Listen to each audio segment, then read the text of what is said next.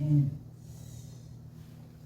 여러분 며칠 전에 아주 뜨거운 뉴스를 여러분 다 보셨을 것입니다. 세기의 이혼이라는 주제로 세상을 시끄럽게 했던 뉴스를 여러분 다 보셨을 것입니다. 노소영 씨는요, 이혼이 확정되어서 37년 동안 살았던 그 집을 떠나야만 됐다고 합니다. 그러면서 짐을 정리하다 보니까 오래전 생일날에 3명의 어린 아이들이요, 자신에게 만들어준 생일 카드를 보게 되었답니다. 거기에는 엄마 아빠 사진을 오려서 붙이고, 그리고 해피 포에버 하면서 영원히 행복하세요 라고 아이들이요 빼곡하게 그 메시지를 채워서 그렇게 주었답니다. 여러분, 그러나 그들이 그러지 못했다는 거예요. 영원히 행복하지 못했습니다. 여러분 아시죠? 여러분, 이것을 보면서 우리가 한 번 더 생각해 봅니다. 정말 사랑이라는 것은 유통기한이라는 것이 있을까? 있는 걸까? 왜 쭉 영원히 사랑하지 못할까? 왜 영원히 함께하지 못할까? 우리 한번 생각해 보게 된다는 거죠. 실제로 과학자들은요, 남녀 간의 가슴 뛰는 막 이 사랑이요, 호르몬에서 온다고 합니다. 그들이 밝힌 거로는 호르몬 중에서 옥시토신이라는 이 호르몬이요, 이게 나오게 되는데 그것이 수명이 있다는 거예요. 3년이 지나면 그것이 바닥이 난답니다. 그러므로 인하여 이 호르몬이 없어지면 서로가 볼 때 가슴 뛰는 것이 없어진다는 거지요. 그러면 우리가 그 사람이랑 살지 말아야 하나? 이혼해야 되나? 이혼하고 정말 또 가슴 뛰게 사랑하는 자를 우리가 찾아야 하는가? 어떻게 생각하십니까? 그렇지 않다는 거죠. 진짜 사랑은요, 육체의 떨림이 아니라 감정이 식은 후에도 끝까지 그 사람의 곁을 지키고 책임지는 것이기 때문입니다. 여러분 믿으십니까? 아멘. 방송에도 출연했던 89세의 호재 아버님은요, 26년 동안 사고로 이 아들이요 식물인간이 되었답니다. 식물인간이 된 이 아들을 옆에서 돌봐주었던 어머니가 치매에 걸렸고, 아내가 치매에 걸렸고, 그러는 동안에 이 호재 아버님이 아들도 돌보고 아내도 돌보고 그렇게 자그마치 26년을 그렇게 돌봤다는 거예요. 이것이 여러분 진정한 사랑입니다. 끝까지 곁을 지켜내고 책임을 다하는 것, 그것이 사랑입니다. 아멘. 아멘. 오늘 본문 에레미야 2장은요, 하나님이여 이스라엘 백성을 향하여 하나님께서 말씀하시지요. 내가 너희를 끝까지 사랑한다고 하나님 말씀하고 있습니다. 백성들은요, 하나님을 배신했습니다. 그렇지만 하나님은 그들과 나누었던 첫사랑의 기억을 기억하시며 그들을 기다리고 있다는 겁니다. 여러분, 예레미야 2장 2절 함께 읽겠습니다. 내가 너를 위하여 내 청년 때의 인애와 내 신혼 때의 사랑을 기억하노니 곧 씨 뿌리지 못한 땅 그 광야에서 나를 따랐습니다. 아무것도 없었던 그들이 출애굽해하여 광야를 돌 때에 아무것도 없었던 메마른 광야였습니다. 척박한 땅이었습니다. 그런데 불구하고 그런 가운데서 이스라엘은 오직 하나님 한 분만을 의지했다는 거지요. 하나님은 그 순수했던 신혼의 때를 아직도 생생하게 기억하고 계신다는 거예요. 그러나 안타깝게도 이 아름다운 첫사랑이요 오래 가지 못했다는 겁니다. 여러분, 예레미야 2장 4절부터 5절 우리 함께 읽겠습니다. 야곱의 집에 이스라엘의 집 모든 족속들아 여호와의 말씀을 들으라. 나 여호와가 이와 같이 말하노라. 너희 조상들이 내게서 무슨 불의함을 보았기에 나를 멀리하고 가서 헛된 것을 따라 헛되이 행하였느냐. 척박한 광야를 지나서 하나님이 약속한 기름진 땅 적과 꿀르는 가나안 땅에 들어가자 백성들의 마음이 감사한 것이 아니라 그들의 마음이 변해버렸다는 것. 하나님을 향한 그 사랑이 완전히 식어버렸다는 겁니다. 부족하고 아무것도 없을 때는 그렇게 하나님 사랑합니다, 하나님 예배합니다, 가까이 와서 하나님 앞에 구하였는데 막상 기도하고 응답되자 어느 정도 살만해지자 풍요를 누리게 되자 이스라엘 백성이 그 풍요에 취해서 자신들을 인도하여 주신 하나님이 지켜 주셨는데도 불구하고 그들이 하나님을 멀리하기 시작했다. 하나님이 주신 땅의 우상으로 그들이 더럽혔다는 겁니다. 그러면서 하나님을 버리고 다른 것을 그들이 찾기 시작했어요. 이제 하나님은 시들해진 거예요. 새로운 거, 자극적인 거, 그걸 찾기 시작했다.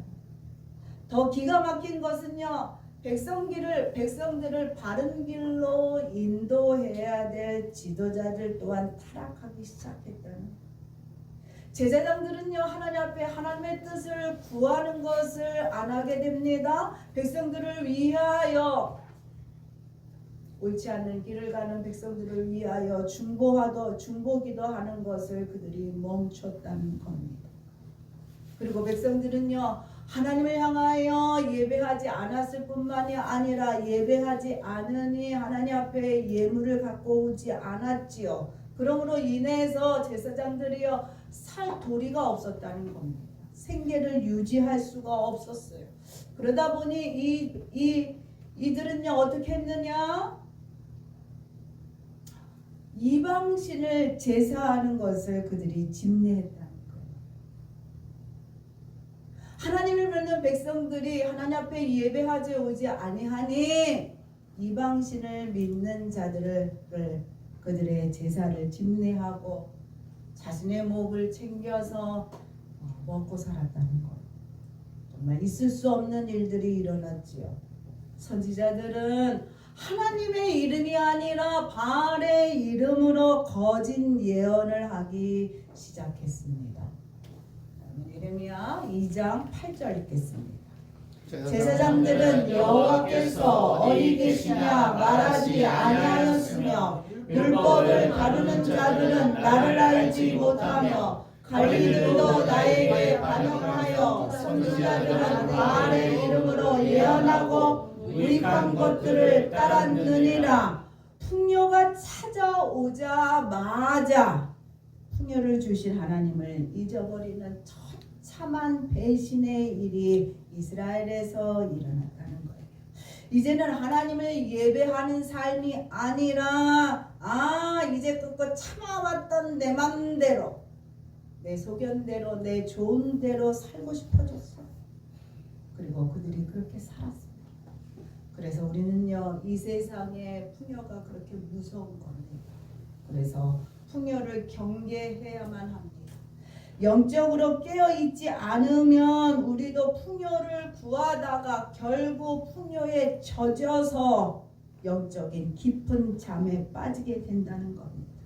또한 풍요를 찾는다고 이리저리 헤매다가 정작 하나님의 은혜를 복을 누리는 그 기회 또한 잊어버리게 된다는 거예요. 그래서 하나님께서는요, 우리의 삶에 늘 약간의 부족함 이것만 채워주시면 너무 감사하겠는데, 이것만 채워주시면 너무 좋을 텐데 우리는 그렇게 생각하잖아요. 그런데 불구하고 하나님은 늘 약간의 부족함을 남겨두신다는 거지요. 부족함이 있어야 하나님을 찾고 부족해야 하나님 앞에 매달리기 때문에, 그러면 결국 우리가 영적으로 살아날 수 있기 때문에 하나님이요, 모든 것을 우리에게 줄 수 있는 하나님이시지만 봐주지 않으신다는 것. 우리를 살리기 위해서. 이스라엘은요 갈수록 하나님을 찾는 날이 줄어들었어요. 그러다가 급기야 하지 않아야 할 잘못을 그들이 선택하게 됩니다. 여러분 그것에 대하여 에레미야 선지자는요 2장 13절에 아주 치명적인 두 가지 악을 행했다고 분명히 우리에게 말하고 있습니다. 함께 읽어보겠습니다. 내 백성이 두 가지 악을 행하였나니 곧 그들이 생수에 근원되는 자를 버린 것과 스스로 웅덩이를 판 것인데 그것은 그 물을 가두지 못할 터진 웅덩이들이라. 첫 번째 악이 뭐냐? 생수의 근원이 되신 하나님을 버렸다는 겁니다. 우리가 복을 찾잖아요. 우리가 생수를 찾지요. 목마르지 않는 생수의 강을 찾잖아요. 그런데 불구하고 공급자 하나님을 스스로 제 발로 떠나갔다는 겁니다. 버리고 이제 시들해져서 하나님이 시들해져서 그리고 그렇게 복을 차고 떠나갔다는 겁니다. 이스라엘이 하나님 없이도 살 수 있겠다고 자만한 생각이 들었지요. 그러므로 인하여 더 이상 하나님을 찾지 않았다는 겁니다. 두 번째 악은 뭐냐? 하나님 없이 스스로 풍요를 누리다 보니 나도 할 수 있어. 내가 하면 돼. 하면서 스스로 웅덩이를 팠다는 거예요. 스스로가. 그런데 그가 판 웅덩이는 어떤 웅덩이냐? 터진 웅덩이였다는 거예요. 하나님 아닌 것을 스스로 선택했지요. 자신의 입맛에 맞게, 자신의 형편에 맞게, 자신이 하고 싶은 대로 조종할 수 있는 우상을 선택하고 물질을 의지하게 됩니다만 그것은 밑빠진 독과 같아서 아무리 내가 채워놓고 채워놨지라도 채워지지 않는다는 겁니다. 갈증을 느낀 이스라엘은요 생수의 근원으로 돌아가면 되는데 올해 또 자존심이 있어갖고 어떻게 했느냐? 다시 엉뚱한 곳으로 가게 됩니다. 오랫동안 떠난 하나님에게 돌아오는 대신에 다른 곳으로 찾아갔다는 겁니다. 그들은요 목을 축이기 위하여 애굽의 나일강 시올의 물 그리고 강대국인 아수르의 강물을 찾아가기에 바빴다는 겁니다. 예레미야 2장 18절부터 19절 읽겠습니다. 내가 시올의 물을 마시려고 애굽으로 가는 길에 있음은 어찌 됨이뇨? 또 내가 그 강물을 마시려고 아수르로 가는 길에 있음은 어찌 됨이냐? 내 악이 너를 징계하겠고 내 반역이 너를 책망할 것이라. 그런즉 내 하나님 여호와를 버림과 내 속에 나를 경외함이 없는 것이 악이요 고통인 줄 알라. 주 만군의 여호와의 말씀이니라. 우리는 하나님의 눈에 보이지 아니하니까 가까이 눈에 보이는 것을 찾으려 하잖아요. 그래서 사람을 의지하게 되고 돈 많은 자들을 의지하게 되고 권력 있는 자들을 의지하려 합니다. 여러분 그것이 왜 그런지 압니까? 하나님을 온전히 믿지 않기 때문입니다. 하나님을 경외하지 않기 때문입니다. 여러분 하나님은요 모든 것을 용서해 주시는 사랑의 하나님이시지만 하나님은요 공의의 하나님을 여러분 잊지 마셔야 돼요. 공의의 하나님은요 두려운 하나님이십니다. 하나님은요 이 땅에 예수님이요 심판주로 오신다 그랬어요. 심판의 하나님이십니다. 그 사실을 우리가 잊어버리니까 하나님이 보이지 않으시니 괜찮다 생각하죠. 괜찮다. 하나님은 이해하실 거야. 그렇게 생각하시지요. 그렇죠. 하나님은요 모든 것을 우리의 입장 가운데 생각하시고 우리를 사랑하시지만 하나님은 오래 참으시는 하나님이시지만 결국에 하나님은 심판의 하나님이심을 여러분 잊지 마시기를 부탁드립니다. 아멘. 눈에 보이는 물질이 삶에 도움을 주기도 하지만 그 물질 때문에 더 힘들어질 때가 있다는 겁니다. 터진 운덩이를 판다는 것이요. 여러분 그것이 오히려 이스라엘에게 있어서는 극심한 고통을 줬고 그러므로 인하여 이스라엘이 징계를 받게 됩니다. 사랑하는 여러분, 오늘 에레미야 2장의 말씀은요, 수천 년 전 이스라엘을 향한 외침인 동시에 오늘날 끊임없이 목말라하며 살아가는 우리를 향한 하나님의 애타는 질문이라는 겁니다. 우리 함께 이 질문을 우리가 한번 묵상해 보겠습니다. 지금 당신이 인생의 목마름을 채우기 위해 열심히 파고 있는 웅덩이는 혹시 물을 가두지 못할 터진 웅덩이가 아닙니까? 한번 여러분 묵상해 보시기를 부탁을 드립니다. 우리가 추구하고 있는 돈이나 명예나 세상의 성공이나 안락함이라는 터진 웅덩이는 잠깐 우리의 목을 채워주지요. 죽여주지요. 그러나 여러분 결코 우리의 영혼의 목마름은 채울 수 없어요. 파면 팔수록 좋아지는 것이 아니라 파면 팔수록 갈증을 더 느끼게 될 것입니다. 그렇기 때문에 세상에 아무리 유혹거리가 많고 아무리 내게 다가오는 것이 많을지라도 여러분 우리는 하나님을 향하여 있으셔야만 합니다. 아멘. 삶의 목적과 방향을 분명히 하셔야만 한다는 거예요. 그러기 위해서 세 가지 결단을 오늘 우리가 하기 원합니다. 첫 번째입니다. 첫째 한번 읽어보겠습니다. 자극적인 세상의 음료를 끊어내야 합니다. 우리는요 밍밍하다는 이유로 우리가 물 대신 뭘 찾습니까? 콜라나 사이다나 아이스 아메리카 같은 자극적인 음료를 우리가 찾지요.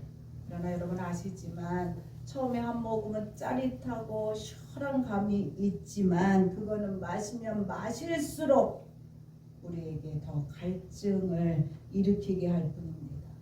세상의 쾌락과 유혹이 여러분 이와 같습니다.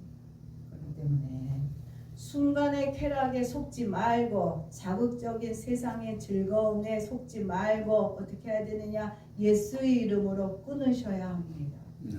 끊으셔야만 돼. 만지지 마셔야 돼. 보지 말아야 돼. 보지 말아야 되는 겁니다. 우리가 너무나 익숙해진 그 핸드폰 여러분 절제하고 보지 마셔야 돼요. 볼 때 보고 보지 않을 때는 끊으셔야 돼. 스스로 끊으셔야 돼. 내 손에 쥐어지지 않으셔야만 됩니다. 여러분 두 번째입니다. 두 번째 함께 읽겠습니다. 영적인 깊은 잠에서 깨어나야 합니다. 이스라엘은요 풍요를 느끼다 보니까 하나님을 버렸어요. 더 이상 하나님의 말씀이 시시해졌어요. 사모하지 않게 됐습니다. 여러분 말씀을 듣지 않으면 어떻게 되느냐? 믿음도 죽는 거예요. 믿음이 있어야 우리가 천국에 갈 수 있잖아요. 그러나 말씀을 듣지 않으면 믿음도 죽어버리는 겁니다. 왜냐하면 믿음은 들음에서 나기 때문입니다. 그렇기 때문에 우리 스스로가 예배 자리를 스스로 사수하셔야 돼요. 그리고 아멘 할 때 그 말씀이 내 마음 가운데 들어오는 거예요. 들어와서 쏟아져 나갈지라도 또 들으면 되는 거예요. 그래서 아멘 하셔야만 됩니다. 그리고 날마다 내 안에 있는 게으름과 싸우세요. 귀찮음과 싸우셔야 돼. 안일함과 싸우셔야만 됩니다. 육체를 쳐서 복종시켜서 하나님 앞에 나오기를 애쓰셔야만 돼. 그래야 영적으로 우리가 깨어날 수 있습니다. 믿으십니까? 아멘. 여러분 세 번째입니다. 세 번째 읽겠습니다. 오직 생수의 근원 곁에 머물러야 합니다. 마르지 않은 생수는 하나님밖에 없어요. 하나님밖에. 이 세상에 하나님 같으신 분은 없으세요. 아무리 인간이 좋고 아무리 나를 사랑하는 주는 잘지라도 하나님만이 온전히 나를 사랑해 주실 분입니다. 하나님만한 사람은 없어요. 하나님만큼 나를 사랑해줄 존재는 이 세상에 없습니다. 아멘. 세상은 끊임없이 하나님을 의지하는 우리의 믿음을 뒤흔들려고 하지요. 그러나 여러분, 주님 한 분만으로 우리가 만족하셔야만 됩니다. 그리고 끝까지 믿음을 지켜내시는 여러분 되시기를 부탁드립니다. 아멘. 날마다 생수의 근원 되신 하나님 옆에 여러분 머무르시고, 그러므로 인하여 하나님이 주시는 그 생수의 강으로 여러분 은혜를 누리시는 여러분 되시기를 부탁드립니다. 여러분 한번 이 시간 생각해 보겠습니다. 지금 당신의 방향은 어디를 보고 계십니까? 세상입니까? 하나님입니까? 결국 믿음은요, 방향의 문제입니다. 내가 아무리 주님을 믿는다 하면서도 하나님을 바라보지 아니하고 세상을 바라보고 있으면 그 믿음은요, 어느 순간에 다 죽어버린 믿음이 된다는 거죠. 방향이라는 거예요. 방향. 나의 마음과 시선이 어느 쪽에 더 기울어져 있는지 오늘 이 시간 스스로를 돌아보는 시간들 되셨으면 좋겠습니다. 더 이상 터진 웅덩이를 붙잡고 안타까워하지 마시고, 날마다 생수를 주시는 하나님 옆에 머물기를 애쓰는 여러분 되시기를 부탁을 드려요. 하나님만이 생수의 근원이고 우리가 그토록 원하는 복의 시작입니다. 믿으십니까? 아멘. 끝까지 그 믿음을 지켜내시는 여러분 되시기를 부탁드립니다. 아멘. 주님 같으신 분은 없어요. 아무리 찾아. 그럼 여러분 하나님 곁에 영원히 머무시는 여러분 되시기를 부탁드립니다. 아멘.